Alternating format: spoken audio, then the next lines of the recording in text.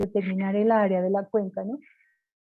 De manera automática a través del software. En esta clase vamos entonces a estudiar las características de la cuenca, que es lo que uno hace cuando empieza un proyecto de estos de balance hídrico o de cálculo de la oferta hídrica de una cuenca. De esas características son como el diagnóstico inicial que uno siempre hace en un proyecto, ¿cierto? Esas características están determinadas de dos formas. Primero, o tienen dos tipos o maneras de afectar las condiciones de la cuenca. Uno es que condicionan el volumen de escurrimiento, es decir, el caudal, ¿no? De esas características me van a determinar qué tanta agua y qué tan rápido circula por esta superficie y qué tan rápido llega al cauce principal y qué tan rápido sale por la desembocadura, que sea el punto que sea que hayamos definido. A eso le llamamos escurrimiento o caudal. Y otra cosa es que condicionan la velocidad de respuesta. Esta velocidad de respuesta es importante porque nos ayuda a determinar si hay susceptibilidad o no de inundaciones, por ejemplo, ¿no? Cuando en una cuenca llueve e inmediatamente se empieza a inundar las zonas, es porque la velocidad de respuesta es muy rápida y depende de varios factores, la velocidad de respuesta. Entonces eso es lo que vamos a mirar ahora en esta clase. ¿Vale? Bueno, en cuanto a las condiciones que determinan el volumen, o sea, el caudal, están el área y el tipo de suelo y el uso que se le dé al suelo, principalmente el área y el tipo de suelo. ¿Ok? Hay otras condiciones, pero estas son las más importantes. Hay muchas variables que afectan este volumen de escurrimiento, también el clima, por ejemplo, pero eso no tiene que ver tanto con la cuenca como con factores externos, digamos, ¿no? Entonces aquí solo vamos a mirar aquellas características de la cuenca que sí afectan de manera contundente, digamos, el caudal que se genera en la cuenca cuando hay una lluvia o incluso cuando no la hay. Y las otras que son condiciones de velocidad, y ahí están estas cuatro como más importantes, que son el orden de las corrientes. Ahorita vamos a ver de qué se trata esto del orden de las corrientes, la pendiente de la cuenca y del cauce principal. Eso es súper importante. Obviamente una cuenca con una pendiente alta va a tener una velocidad de respuesta igual muy rápida, ¿no? Las pendientes bajas, las cuencas que son muy planas, pues la velocidad de respuesta es más lenta. La forma de la cuenca también influye mucho y la densidad de drenaje, es decir, qué tantos ríos hay en esa superficie. Entonces, estos 6 factores los vamos a mirar ahora: el área, el tipo de suelo, todo eso. Para, una vez que tengamos claro eso, pues ir definiendo en la cuenca que tenemos del proyecto cada uno de estos factores, ir pensando en ese diagnóstico inicial de la cuenca. Ok, en cuanto al área de la cuenca, pues antes no teníamos las herramientas que tenemos ahora, había que hacerlo todo manual, como les he contado.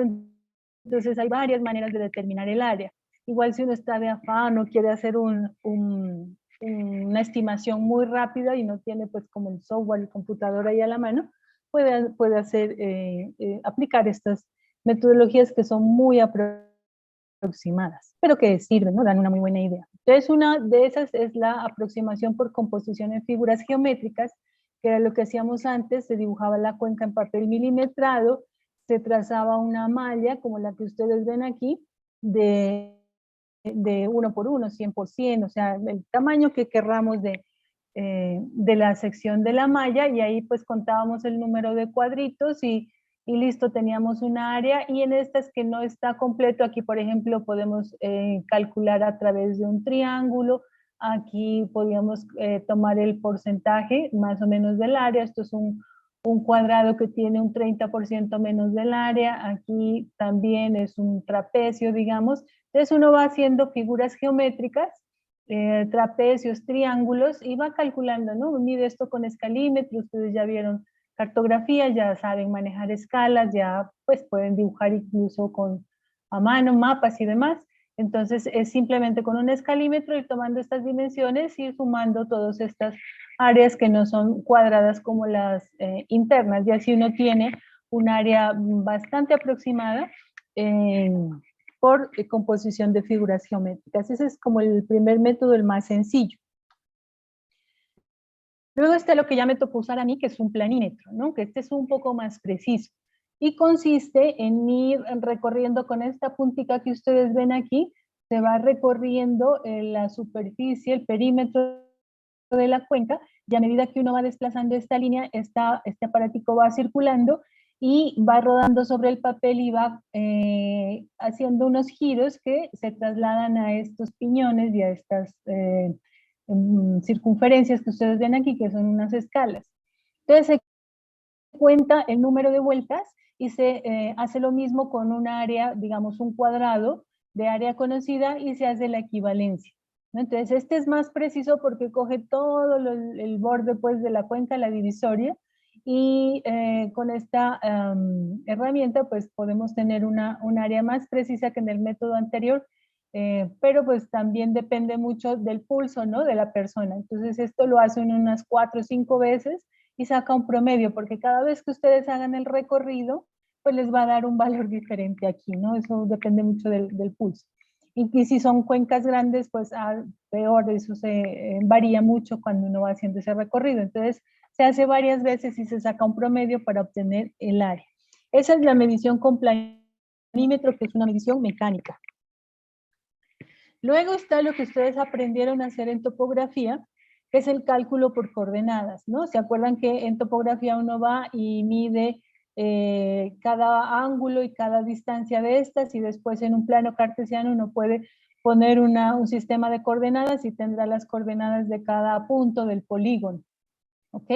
Y con esos puntos pues hace la regla de la cruz, que es multiplicar el punto x1 por el y2, o sea, aquí estamos, siempre hay que hacerlo en sentido horario, este x1 por el y2, perdón, en sentido antihorario, x1 por el y2 y así, ¿no? Va poniendo aquí las x, aquí las y, hace esas multiplicaciones, hace las sumas y luego a través de esta ecuación se encuentra el área, ¿no? Que sería la suma de A menos la suma de B y dividido entre 2, entonces se encuentran el área de este polígono, pero ahí asumiendo que estas líneas son rectas. Como las cuencas no son rectas, pues va a quedar unas áreas por fuera, que también hay que medirlas de alguna manera con escalímetro o por geometría, ¿no? Entonces no solamente es este proceso, sino que hay que complementar con lo que quede por fuera o por dentro del área de la cuenca cuando uno dibuja ese polígono en los extremos. Esa es una tercera manera de calcular el área por coordenadas del polígono. ¿Ok? ¿Eso lo hicieron en topografía? Sí, profe, sí nos enseñó, pero la verdad no me acuerdo. Lo que pasa es que eso toca con teodolito, ¿no? Y entonces si uno no lo hace en el campo y no practica y no mira todas las dificultades que eso tiene, pues es complicado. Para las áreas de las cuencas pequeñas está bien, pero para las áreas de cuencas muy grandes, pues es muy difícil, ¿no? Porque toca llevar una comisión de topografía, pues para una cuenca de estas eso demora uno de recorrer de un punto al otro, ya se ha demorado muchísimo.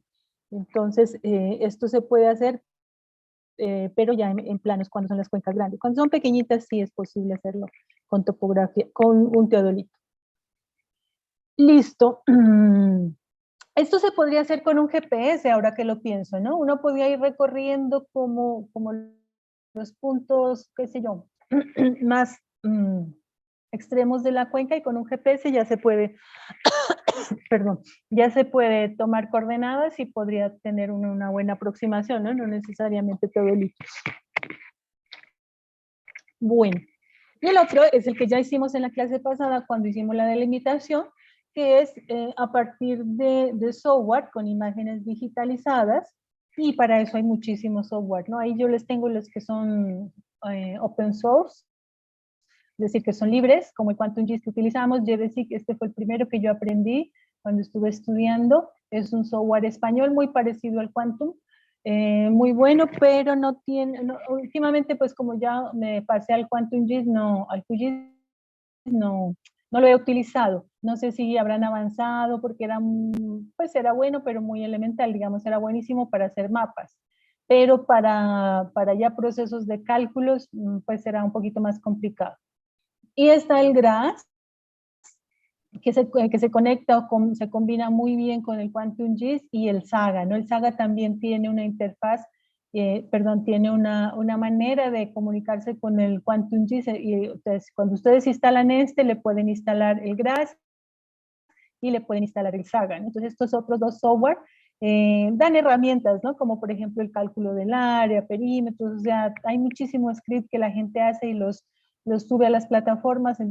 Son software muy colaborativos, ¿no? Todo el mundo que trabaja en esto ayuda a los demás. Entonces nosotros los que no trabajamos en programación, pues lo utilizamos, pero hay mucha gente detrás de estos software haciendo los scripts para que uno pueda hacer más fácilmente sus procesos. ¿Vale? Entonces esto ya lo hicimos, digamos, y en la clase de mañana voy a tomar una cuenca de ejemplo para ir desarrollando todos estos procesos, y entonces lo volvemos a hacer a partir del software, ¿no? El cálculo del área. ¿Vale? Eso entonces en cuanto al cálculo del área. Bueno, y ahora es necesario que entendamos cómo es la influencia del área en la determinación del caudal, ¿no? Y aquí vamos a mirar varios aspectos. Ahí el primero es el caudal específico de la cuenca. El caudal específico de la cuenca, como todo valor específico, si se acuerdan de termodinámica, era tomar una propiedad y dividirla entre un valor unitario, ¿cierto? Entonces aquí la propiedad es el caudal, que está en litros sobre segundo, y se divide sobre un valor unitario, en este caso de área, que es 1 kilómetro cuadrado. Entonces ahí tendríamos un caudal específico de cada cuenca. ¿Y cómo actúa el área con respecto a este caudal específico?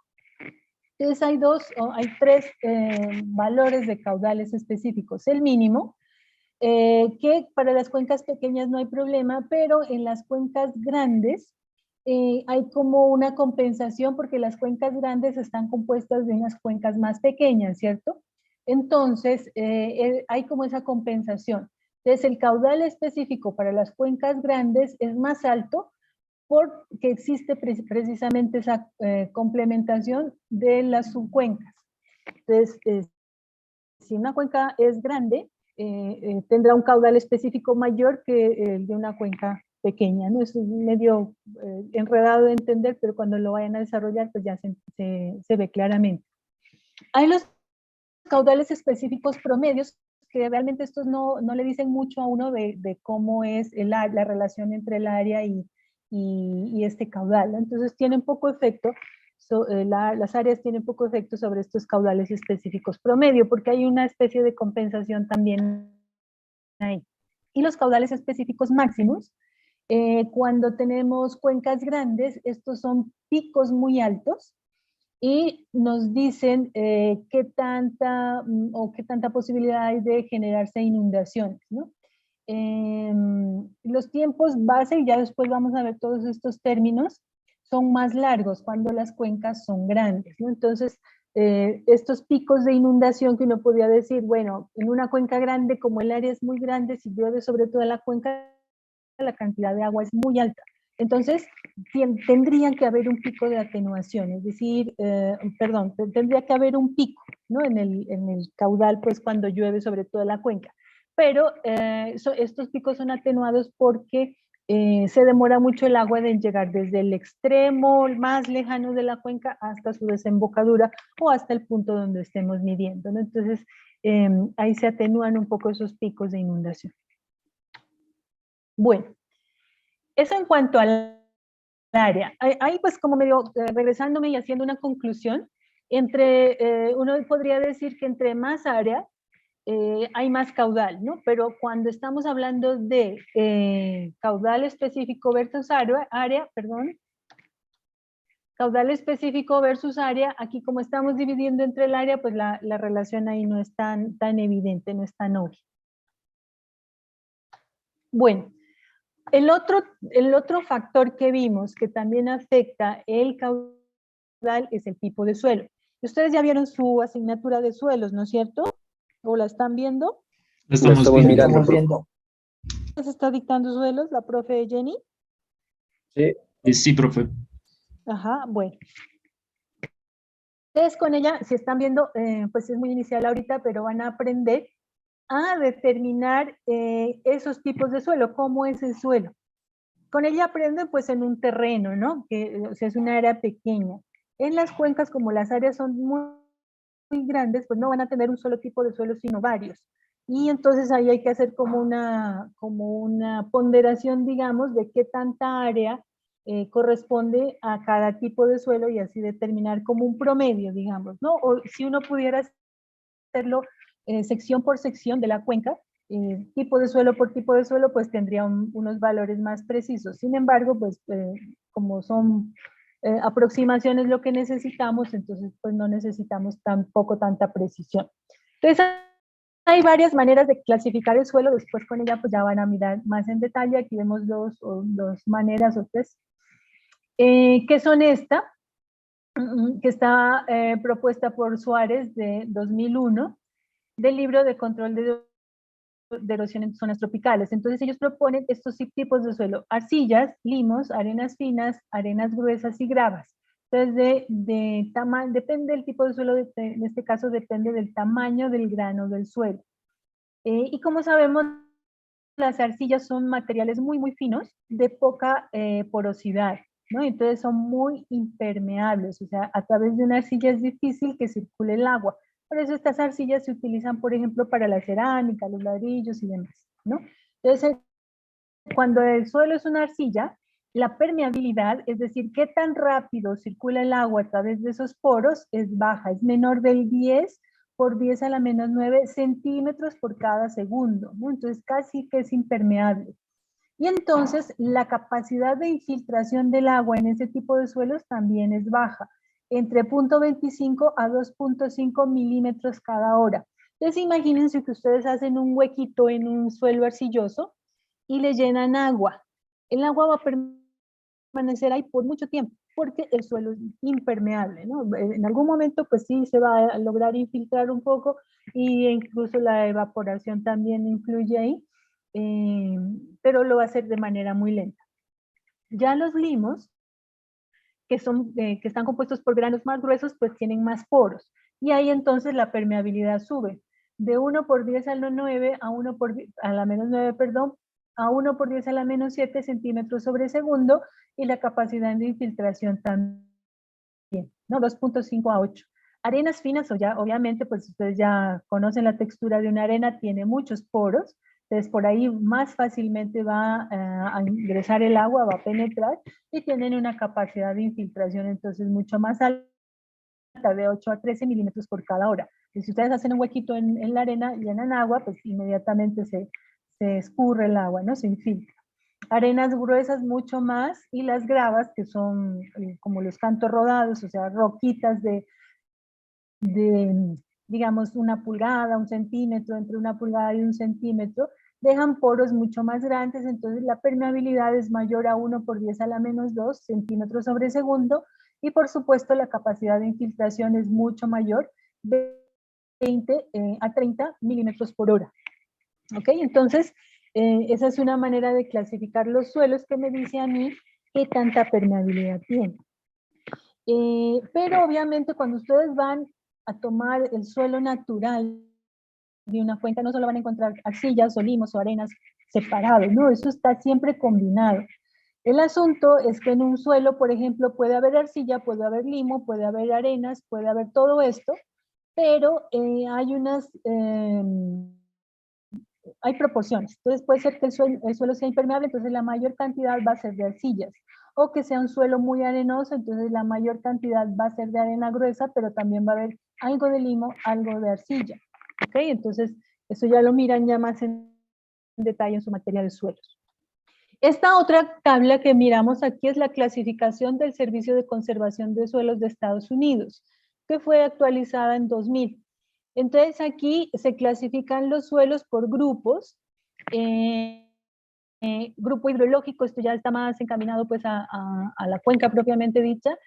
Y aquí tenemos 4 grupos, el A, el B, el C y el D. El A y el B son suelos muy gruesos, digamos, donde la infiltración es rápida a moderada. El C es un intermedio, la infiltración es lenta, puede ser un limo arcilloso, y el D muy lenta, ¿no? Entonces aquí sería una arcilla, ¿no? Si comparamos con lo que está aquí. Pero esta tabla ya nos da unas características más amplias, digamos, profundiza en la definición de este tipo de suelos. Entonces el suelo A tiene una alta capacidad de infiltración de más de 76 milímetros por hora, ¿no? Es esta capacidad que nos están dando aquí. Y el suelo B, que tiene una capacidad de infiltración moderada, nos dice que es entre 36 y 38 milímetros por hora. Y aquí el frente nos dan las texturas. Entonces uno lo que puede hacer es un ensayo de infiltración que son muy sencillos, o partir de las texturas para determinar más o menos cuánto es el tiempo de infiltración. ¿Por qué es importante tener estos tiempos de infiltración? Porque dependiendo de qué tan fácil se infiltre el agua al suelo, va a depender el caudal, ¿cierto? Si llueve, una parte del agua se va a infiltrar en el suelo y otra parte va a escurrir. Entonces, si el suelo es muy poroso, pues se infiltra muchísima agua y lo que escurre es poquito. Entonces, la escorrentía o el caudal va a ser más bajo en una cuenca que tenga suelos porosos o con capacidad de filtración alta. ¿Ok? En su materia probablemente vayan a ver esta manera de determinar un poco la textura, es decir, esta parte de aquí, que es este triángulo de texturas que también es de los Estados Unidos, del Departamento Administrativo de no sé qué cosa. Se llama triángulo textural, y aquí entonces ustedes entran con los porcentajes de arena, arcilla o de limo que tenga su suelo. Como les decía, los suelos no son no solo arcillosos, limosos, sino que hay unas combinaciones de esos materiales, de esas texturas. ¿Ok? Entonces, uno entra aquí a este cuadrito, en su materia de suelos ya van a aprender a calcular el porcentaje de arena que tenga el suelo, el porcentaje de arcilla y el porcentaje de limo, ¿no? Entonces ya con esos porcentajes ustedes entran por aquí. Pueden entrar por cualquiera de los lados del triángulo. Entonces si entran por el lado de la arena, ustedes ubican aquí en esta escala de 0 a 100 el porcentaje y trazan o buscan en el lado opuesto, que sería el de la arcilla, el porcentaje de arcilla. Y después buscan en ese punto de corte el porcentaje de limo de este otro lado, y ese punto de intersección de esas tres líneas les va a dar en una zona de aquí, cualquiera, y esa zona les va a determinar el tipo de suelo. Aquí hay un ejemplo. Yo tengo un suelo que está compuesto el 55% por arena, el 30% por limo y el 15% por arcilla. ¿Qué tipo de suelo o qué textura tendrá ese suelo? Entonces uno ya va viendo, ¿no? Como la cantidad de arena es más grande, pues uno ya mira que es más poroso que si fuera solo arcilla. Entonces, partimos de aquí. 55 partamos de la arena, ¿cierto? 55 en la arena está en esta escala de acá.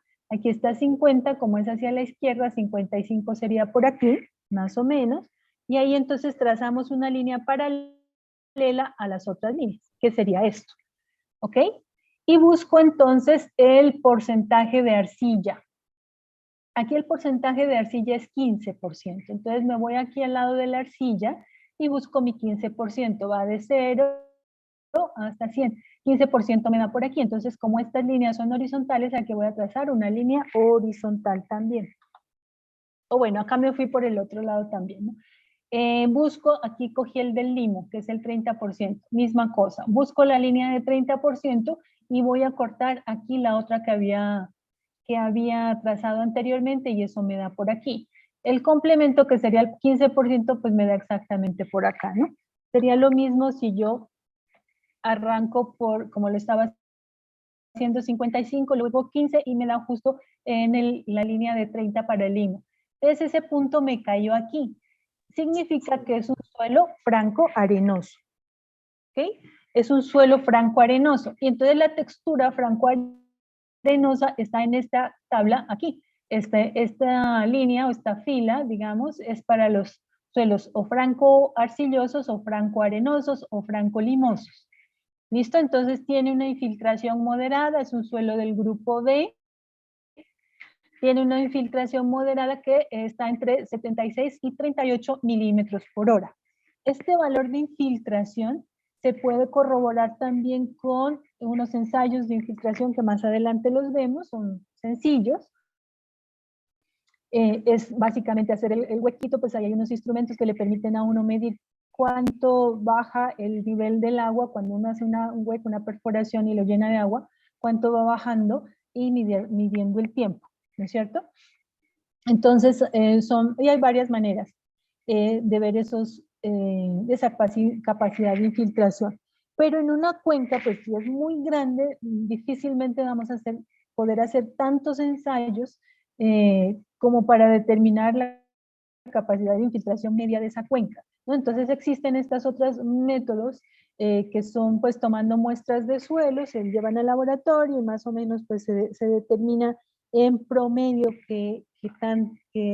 cuál es la textura del suelo de la cuenca para poder tener un valor de infiltración y para después poder hacer el balance hídrico, ¿no? Porque lo que cae de la lluvia, una parte se infiltra, otra parte circula, otra parte es absorbida por las raíces del suelo, otra parte llega, bueno, después vamos a ir viendo todo cómo se reparte la lluvia en una cuenca, ¿no? Pero entonces este es uno de los primeros factores que es la capacidad de infiltración y que está determinada por el tipo de suelo. ¿Ok? ¿Alguna pregunta? Profe, eso quiere decir que el triángulo determina el tipo de textura a partir de los tipos de suelo. A partir de, no los tipos de suelo, sino a partir de los porcentajes de cada tamaño del grano en un suelo. Entonces, ¿ustedes cómo hacen? Pues yo no sé cómo lo hagan en la materia de ustedes, que es más enfocada a la conservación del suelo, ¿no? Desde el punto de vista de la ingeniería civil, a nosotros el suelo nos sirve para fundar nuestras estructuras. Todos los estudios de suelo que nosotros hacemos se llaman granulometría, ¿no? Entonces nosotros lo que hacemos es separar cogemos una muestra de suelo y lo separamos por tamaños. ¿Cómo se hace eso? Con unos tamices, como unos sedazos que están así en columnas y van del más finito en la parte de abajo al más grueso en la parte de arriba. Y entonces hacemos caer el suelo por ahí y en cada tamiz, en cada malla, pues se va quedando el suelo que es más grueso y que no es capaz de pasar por esa malla, ¿cierto? Entonces, al final, lo que hacemos es pesar lo que se retuvo en cada tamiz y ahí determinamos los porcentajes de cada tamaño que hay, ¿no? Pero entonces nosotros no tenemos solamente estos 3 tamaños, sino que pueden haber hasta 20 tamaños y no los llamamos arcillas limos, sino que les ponemos el número del diámetro o del tamaño de la perforación del tamiz, ¿no? Entonces tenemos el tamiz número 200, por ejemplo. Ese es el más finito, el más finito. Ese 200 significa que en una pulgada tiene 200 perforaciones por un lado y por el otro otras 200. En una pulgada cuadrada pues tendrá 200 por 200 perforaciones. Es un tamiz muy chiquito, ¿sí? Eso es como lo hacemos en ingeniería, que de pronto si hacemos una práctica de toma de caudal podemos hacer también tomar unas muestras para llevarlas al laboratorio de ingeniería y mirar la granulometría del sedimento del cauce, que es interesante también saber. Ya desde el tipo de laboratorios de ustedes, como a ustedes no les interesa el suelo por su resistencia, sino por su textura, si hay una materia orgánica, en fin, son otros intereses, digamos, entonces los laboratorios o los ensayos que se hacen para determinar estos porcentajes son distintos. Sí, yo la verdad no los conozco. Pero ustedes pues tienen toda una materia de suelos y con certeza van a aprender a determinar la textura de un suelo. ¿Okay? Incluso hay unos métodos muy de campo, digamos, que es que uno coge un puñado de suelo en la mano y lo aprieta. Si cuando abre la mano conserva la forma, es un suelo fino. E incluso, pues sí, es un limo o una arcilla. Pero si ustedes aprietan y cuando abren la mano se desbarata, es porque los granos son gruesos, ¿no? Una arena, por ejemplo. Entonces, hay métodos así muy sencillos, ¿no? Es lo que nos serviría porque nosotros no necesitamos el detalle del suelo de un punto específico, sino de toda una cuenca. Entonces ya es más generalizado, digamos, ¿ok? ¿Alguna otra pregunta?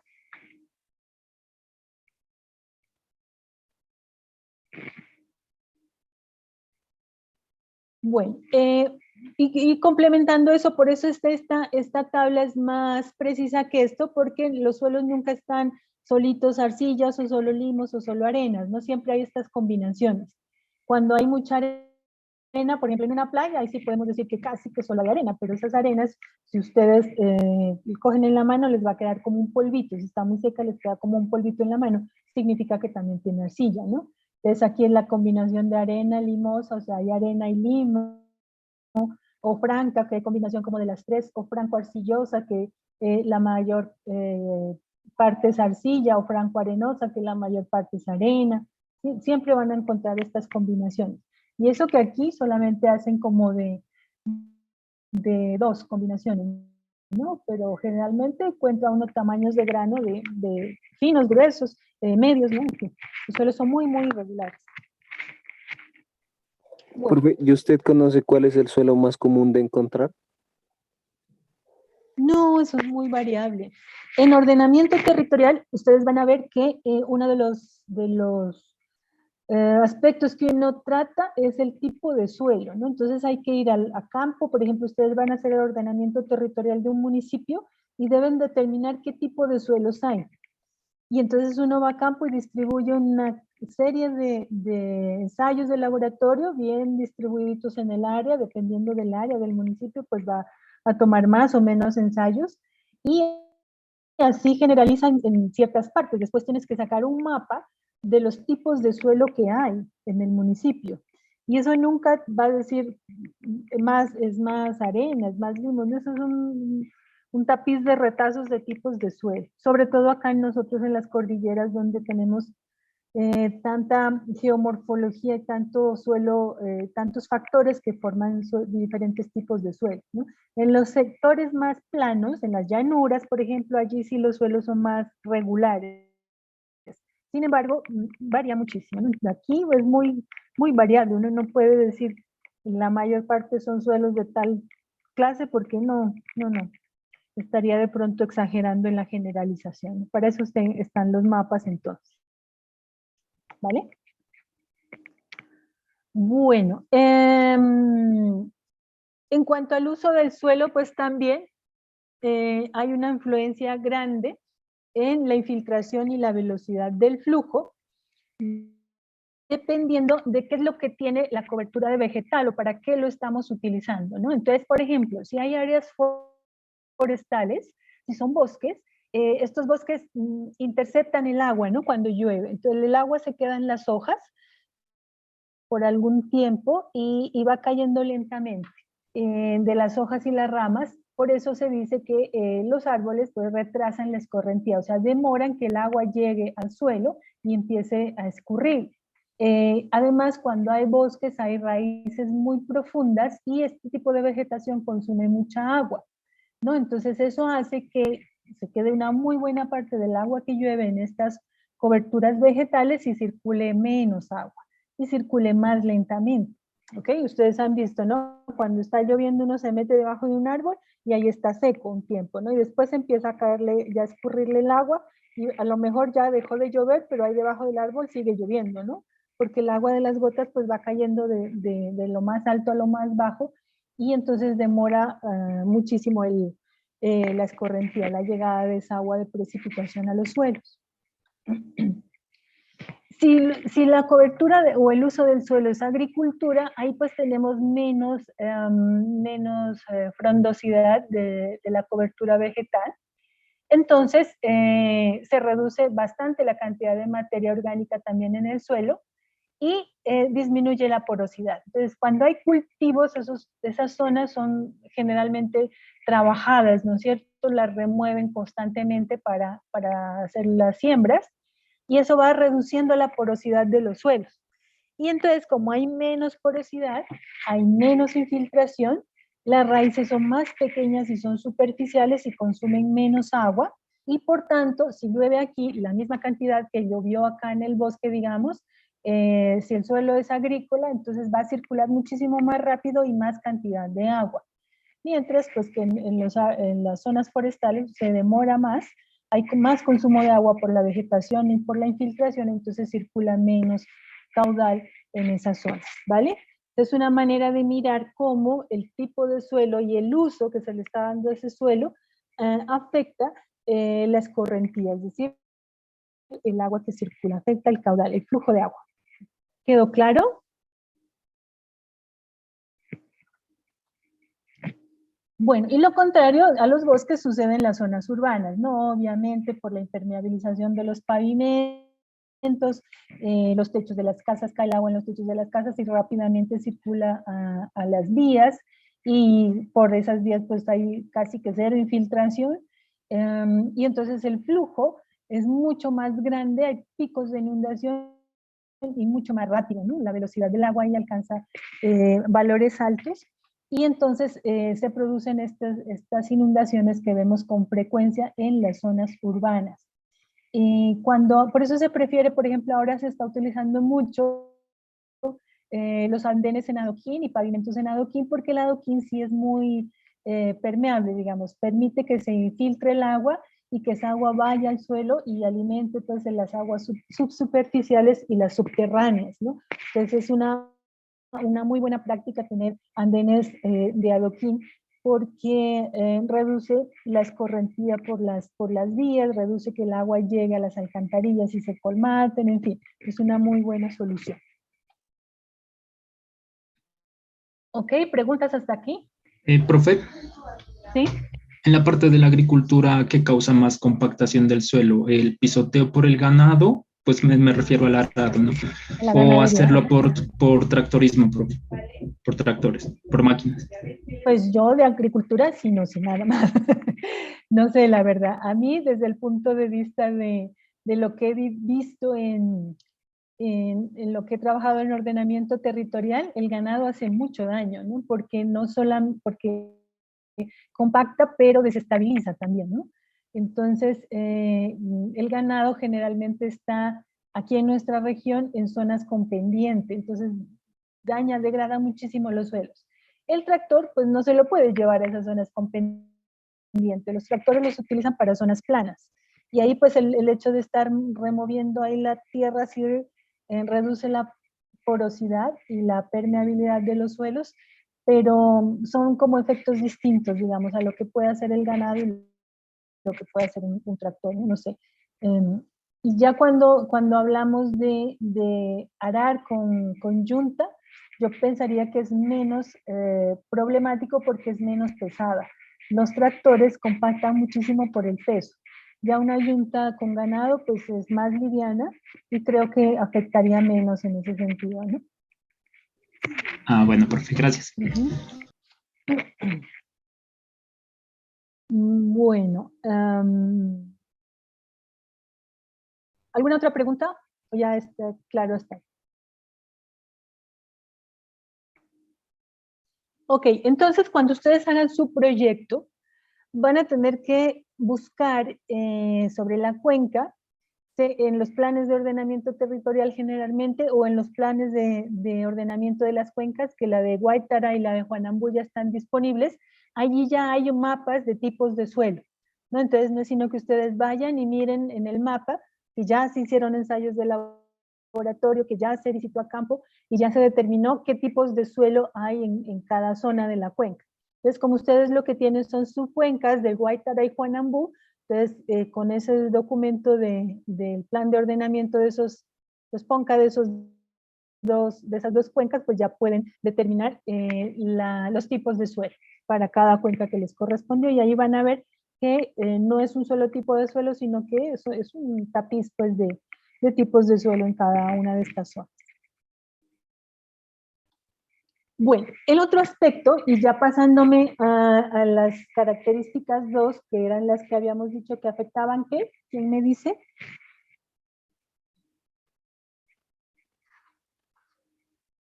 Ay, no tengo la lista por aquí. ¿Quién me dice que eran? Repite la pregunta, por favor. Al inicio de la clase yo dije que había dos tipos de características.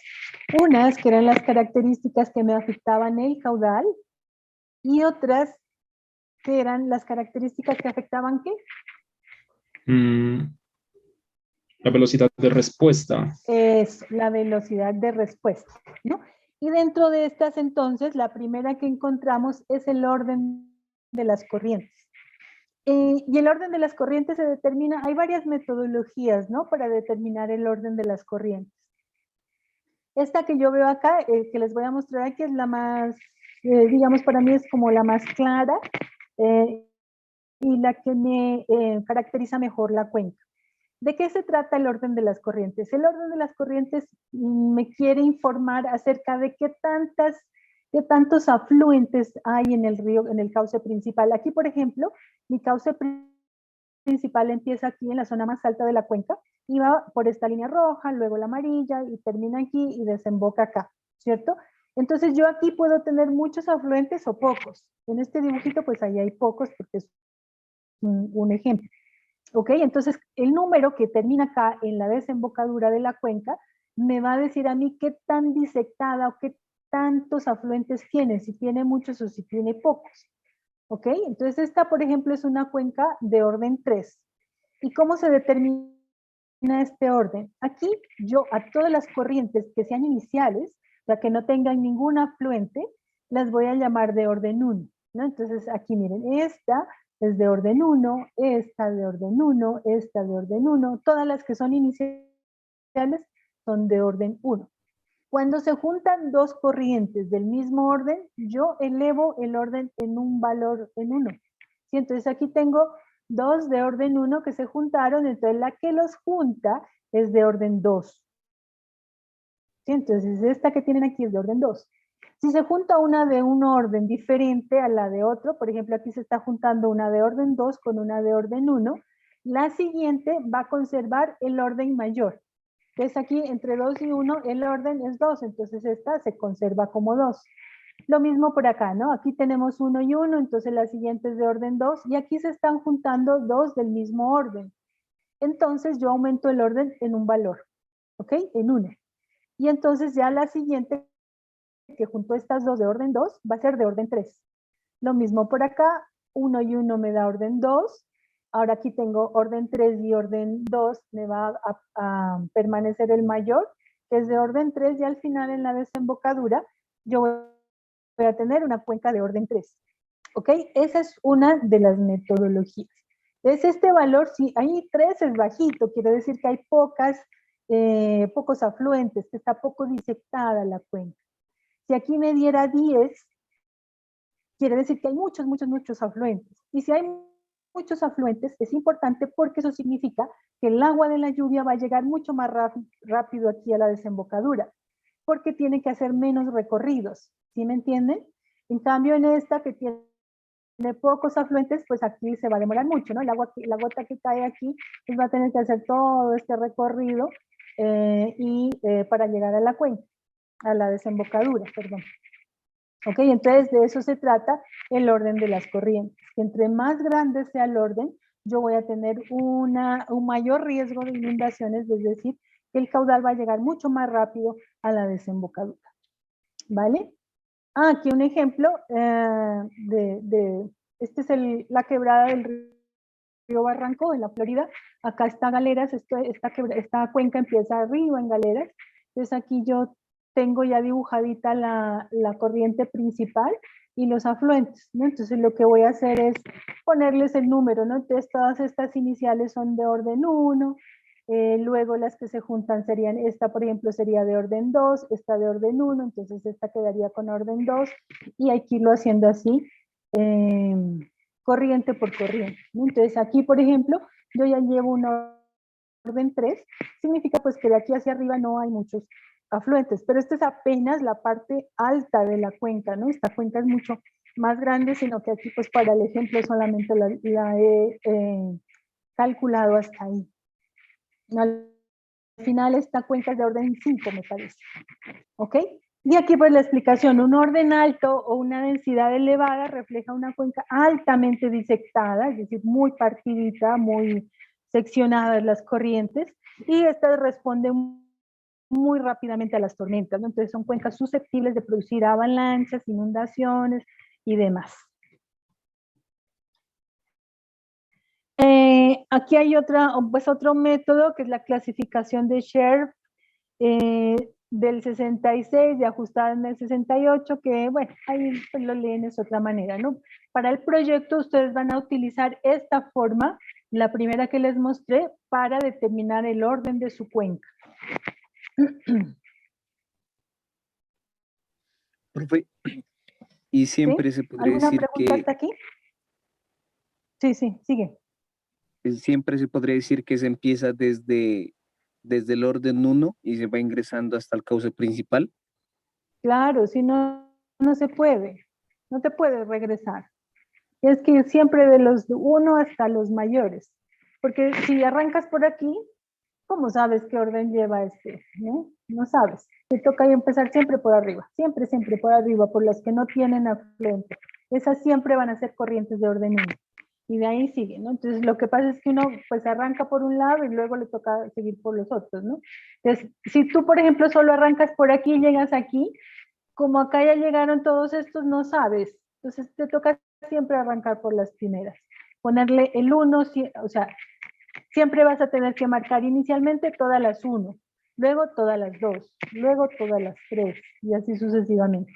¿Sí? Porque si arrancas por aquí y quieres llegar hasta acá, de pronto, ¿qué pasó acá?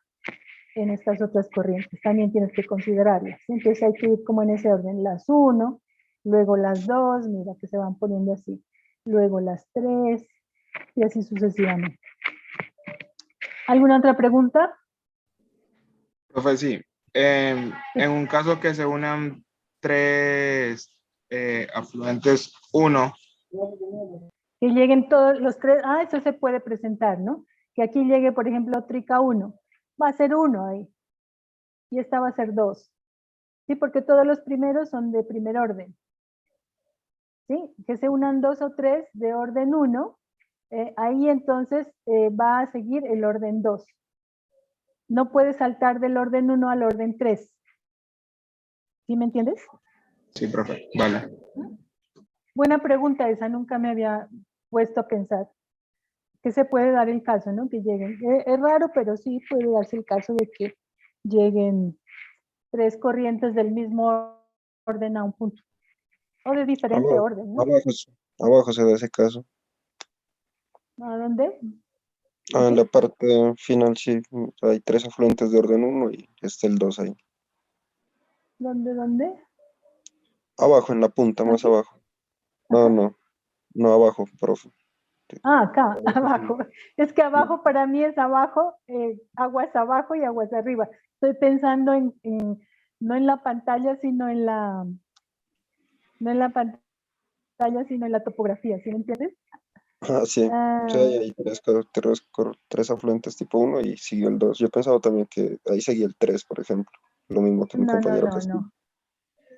Aquí estos dices Sí, tú.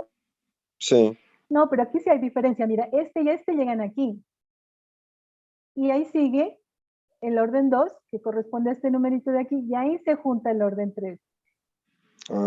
¿Sí? Sí, no, Se junta el orden 1, perdón.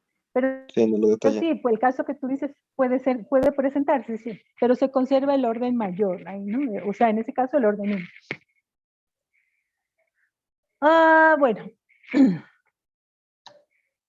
Listo. Entonces, eso en cuanto al orden, que es uno de los factores. Ustedes también tienen que caracterizar su cuenta en cuanto a su orden. Otro factor, y este sí es bien importante y es el más determinante de la velocidad, es la pendiente. Y la pendiente puede vérsela dos tipos de pendiente, ¿no? La pendiente del cauce principal y la pendiente de la cuenca propiamente dicha, ¿no? Entonces, aquí ustedes tienen un ejemplo de una cuenca, y están las curvas de nivel y hasta el cauce principal. Entonces, cuando hablamos de pendiente de la cuenca, la mayoría de las veces uno se refiere a la pendiente del cauce principal, que es lo que me interesa, ¿no? Todas las corrientes llegan a ese cauce principal. Entonces, esa pendiente del cauce es la que en últimas me determina qué tan rápido llega el agua a la desembocadura. Sin embargo, yo podía también coger como un promedio de la pendiente de toda el área de la cuenca, ¿no? Son dos cosas diferentes. Una cosa es la pendiente del cauce principal, que es más importante, y otra cosa es la pendiente media de la cuenca. Sí, la cuenca puede ser plana, puede ser combinada, puede ser muy pendiente, muy inclinada, en fin. Pero a mí lo que realmente me interesa es la pendiente del cauce principal, y a eso le vamos a poner más atención. La otra pendiente de la cuenca media, la otra pendiente media de la cuenca, que es la pendiente de toda la superficie, pues también es un valor que hay que calcular, pero no es tan determinante como la pendiente del cauce, ¿vale? Entonces la pendiente es un indicador súper importante de la respuesta de la cuenca a las tormentas. Y esa pendiente va a variar a lo largo del cauce, ¿no? No es uniforme. Los ríos generalmente tienen en la parte alta, pues son de zonas montañosas, luego son unas zonas de pendiente media y al final en las desembocaduras suelen ser muy planas, ¿no? Entonces la pendiente no es la misma en todo el cauce. Ahora, si nosotros tenemos una cuenca pequeñita con un cauce pequeño, pues ahí es más fácil determinar la pendiente, no va a variar mucho. Pero en cuencas grandes, pues sí cambia muchísimo. Y entonces en ese tipo de cuencas es mejor calcular las pendientes por tramos, para que nos dé una visión más real de lo que realmente sucede en la pendiente de estas cuencas. Porque si la cuenca es grande y tomamos una pendiente media, podemos estar mintiendo, digamos, en la percepción, ¿sí? Y cuando hagamos los cálculos. Porque generalizar en estas cuencas muy grandes a veces es riesgoso. Uno puede decir, ah, bueno, la pendiente es media, digamos, y no hay problemas de inundaciones. Pero puede ser que en una parte la pendiente sí sea muy alta y ahí sí haya problemas de inundaciones. ¿Ok? Entonces, en cuencas grandes es mejor hacerlo por tramos. Cuencas pequeñas sí lo podemos hacer en un solo tramo. Y hay varias maneras de calcular la pendiente, y lo mismo que en el área. Inicialmente pues eran maneras muy simples porque no se contaba con muchas herramientas, pero ahora como tenemos computadores y software, pues ya podemos calcular las pendientes mucho más fácilmente y de manera mucho más precisa. La primera forma es simplemente calcular el desnivel entre el extremo más alto. Aquí, por ejemplo, estamos en la curva 2900, ¿cierto? Y el nivel más bajo que está aquí es la curva 2000, si esta es la 2300, esta puede ser 2200, ¿no? Entonces la diferencia entre 2900 y 2200 me da una diferencia de altura, y con la longitud pues yo ya puedo determinar la pendiente. Entonces esa es la primera manera, desnivel entre los dos extremos de la corriente y dividido entre su longitud media en plano. Entonces aquí yo puedo calcular la longitud de la corriente y coger la diferencia entre 2900 y 2200 y dividirla entre la longitud media, y eso me daría la pendiente. ¿Ok? Una manera muy sencilla que sería esta. Aquí yo ya he dibujado el perfil de esta corriente, ¿no? Que si uno no tiene software, pues tiene que ir cogiendo por curvas de nivel. Entonces ustedes miden esta distancia con escalímetro y dicen a tantos metros, por decir algo, 50, la cota es 2300 y ponen, ¿no? A 50, 2300. Luego van midiendo las longitudes y donde se corta cada una de las cotas y van haciendo el perfil. Ah, bueno, estoy empezando por abajo, es por aquí, ¿no? Y suben hasta cuando termina, está en 2900, que está más o menos por aquí, ¿ok? Y ahí entonces yo tengo el punto más alto, el punto más bajo y la longitud de la pendiente va a ser 2900 menos 2200 algo aquí, 2250, y eso dividido entre la longitud que está pintada aquí son 3000 metros. Eso me va a dar una pendiente ahí muy media, ¿no? Entonces, esa pendiente será la pendiente que tiene esta línea, que como ustedes pueden ver, pues no se ajusta mucho a la realidad del perfil, ¿no? Entonces es demasiado aproximado, no es muy preciso, entonces se prefieren otros métodos. Este es el más sencillo, es que cuando uno está de afán y no tiene computadora, ahí pues rápidamente lo puede hacer. Aquí está la ecuación de la pendiente, sería el valor HS, que es este valor de aquí, menos el HI, que sería esta altura de aquí, y dividido entre L, pues que es la longitud del cauce. ¿Está claro?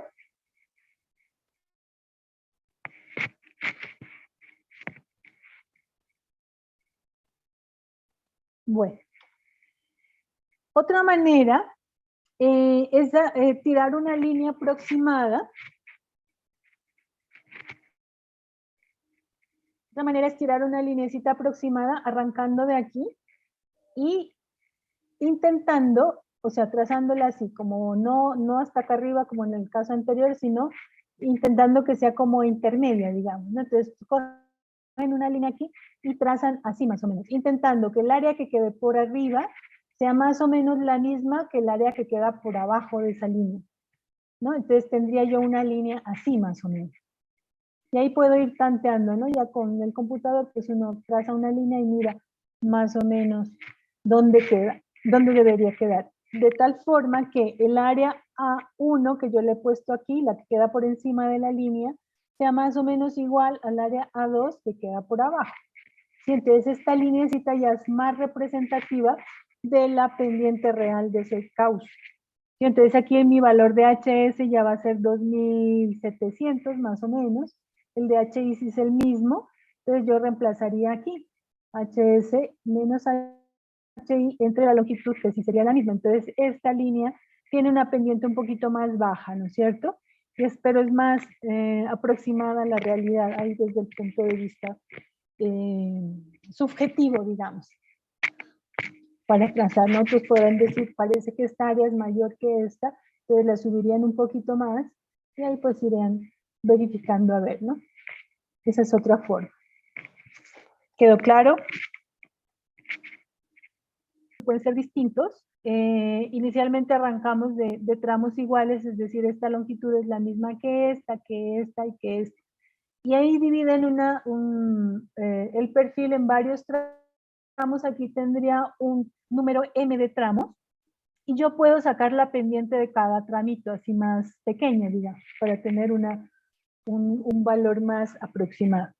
Entonces, como lo que se trata es de asimilar el cauce del río a un canal, entonces vamos a utilizar la ecuación de Bethe-Chow, que ustedes la vieron en hidráulica muy seguramente, la ecuación de Chow de la velocidad, ¿sí?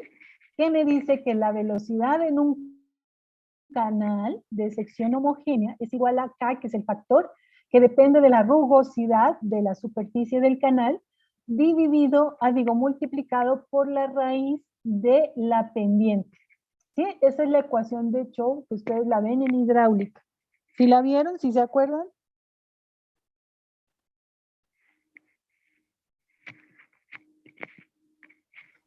Diego, que es el único que existe en este curso. Dígame, qué pena, profe.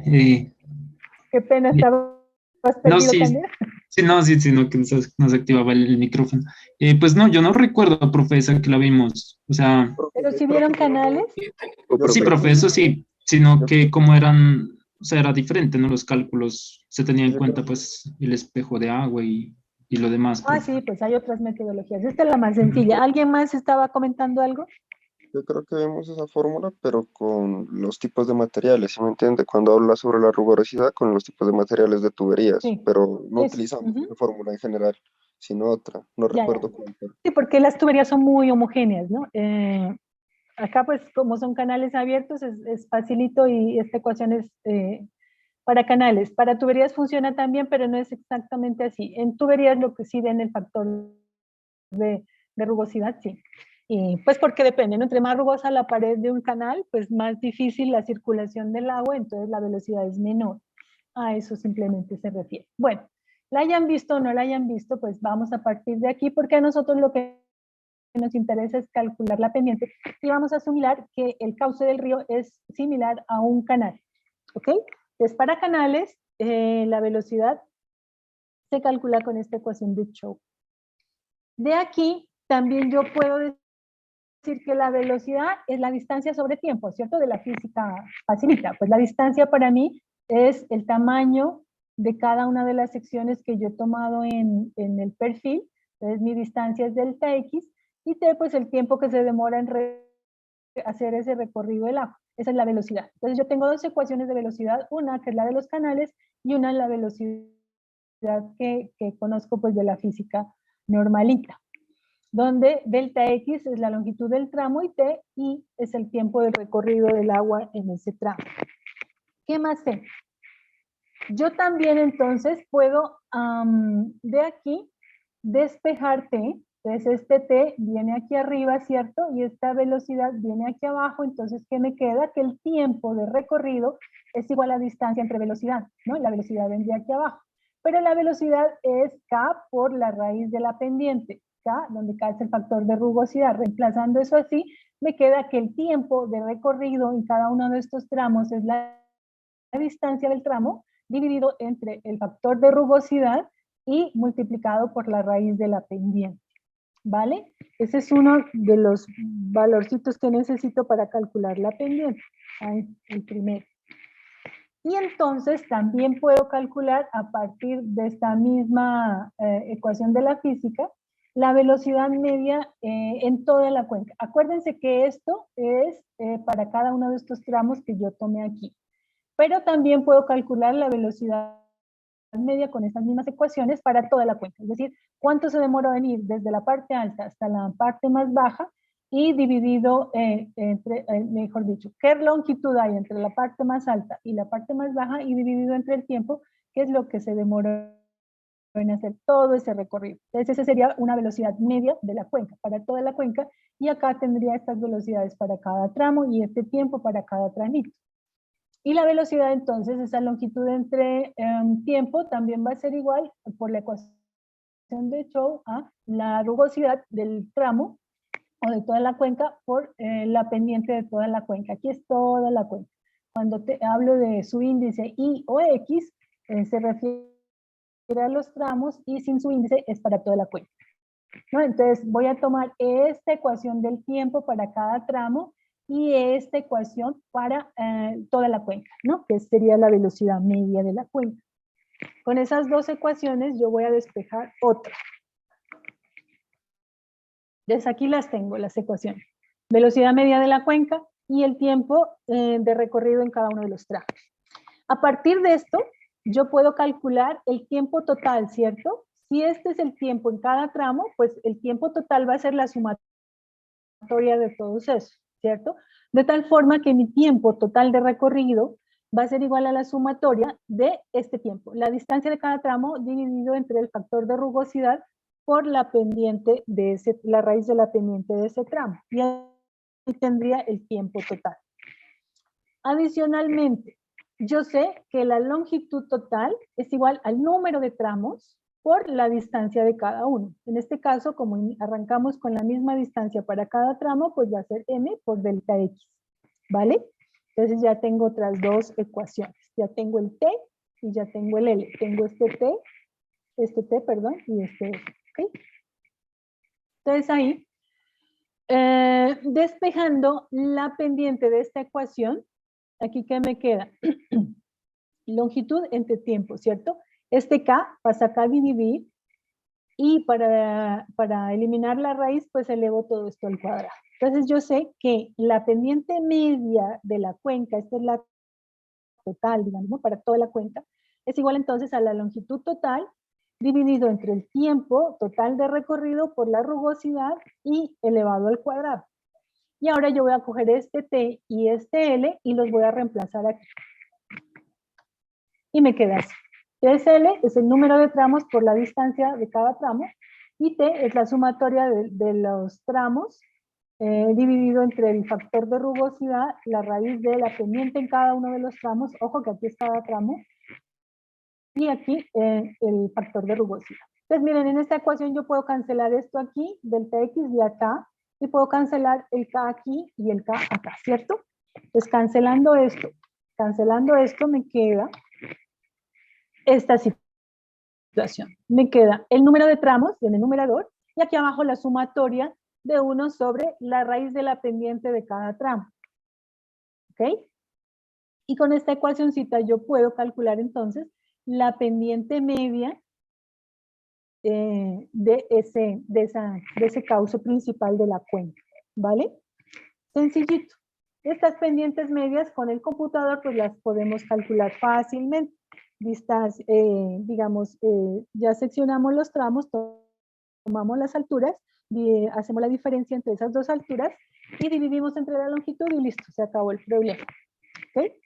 De igual forma lo puedo hacer si la longitud de los tramos es distinta, es decir, aquí en este primer ejemplo yo tenía la misma longitud de cada tramo, pero pueden ser distintas porque uno prefiere ir seccionando ese perfil de acuerdo a cómo vaya cambiando la pendiente, ¿no? Entonces, si hay un tramo muy plano, pues yo lo cojo completo ese tramo plano, y si sigue uno de una pendiente diferente, pues tomo así, seccionando de acuerdo con las pendientes, ¿cierto?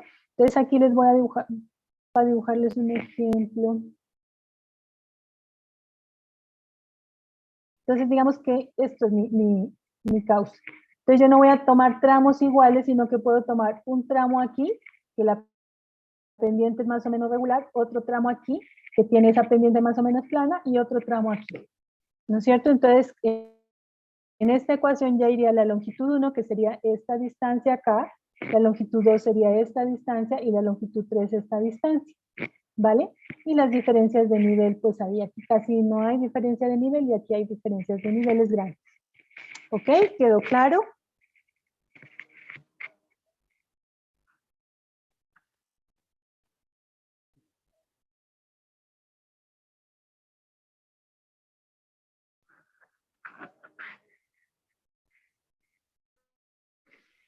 Sí, profe, sí está claro. Bueno, confío en eso. Ok, entonces así es como lo van a hacer en el proyecto. En el proyecto no me van a hacer los dos primeros métodos que les di, sino este método es el que van a aplicar para calcular la pendiente principal del cauce principal. ¿Vale? Ah, bueno, entonces, dependiendo de cómo es la pendiente, yo voy a tener una idea de qué tan rápido llega el agua a la desembocadura, ¿no? Entonces, si la pendiente es más alta, va a haber un menor tiempo de concentración, es decir, que vamos a llegar más rápido a la desembocadura de la cuenca. Y se va a presentar entonces el caudal máximo de inundación más rápido, ¿no? Que es el caudal más alto. Profe, una cosita. Sí. Usted con este ejemplo que nos acaba de dar, ¿nos puede dar un ejemplo con valores? Por ejemplo, Sí, claro. de una pendiente. Ah, bueno, listo. Claro, con el software lo vamos a hacer, ¿no? Sino que acá pues simplemente las ecuaciones. Cuando lo hagamos con el software, ahí vamos a ver, ¿no? Las distancias de los tramos, vamos a ver las diferencias de altura, es decir, vamos a ver cuánto es este valor, y así calcular la pendiente media. Sí, correcto. Listo, gracias, profe. ¿Alguna otra cosa?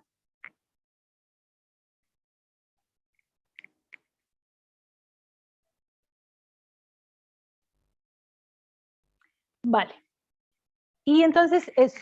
Aquí miren, por ejemplo, ya tengo yo el software, ahí hacemos el drenaje como lo vimos en la clase pasada, le buscamos el orden y luego medimos la longitud de o sea, hay que poner el cauce principal, que ya se los había dibujado en la imagen anterior, ir cogiendo los tramos, midiendo su longitud, y la diferencia de alturas, eso lo calcula uno directamente acá del software, ¿no? Se puede hacer dentro del QGIS o se puede sacar la tabla de atributos, que es una tablita en formato base de datos, la podemos sacar de ahí del QGIS y trabajarla en una hoja electrónica o si manejan un poquito más base de datos, que es más o menos lo mismo, podemos hacer los cálculos ahí sin problema, ¿no? Y después incluso uno puede grabar esos cálculos que hace con la hoja electrónica y volverla a poner dentro de los archivos, y esos cálculos aparecen acá dentro del Quantum GIS. Bueno, eso entonces en cuanto a la pendiente. Es las 2:15. Tomémonos 15 minuticos de descanso para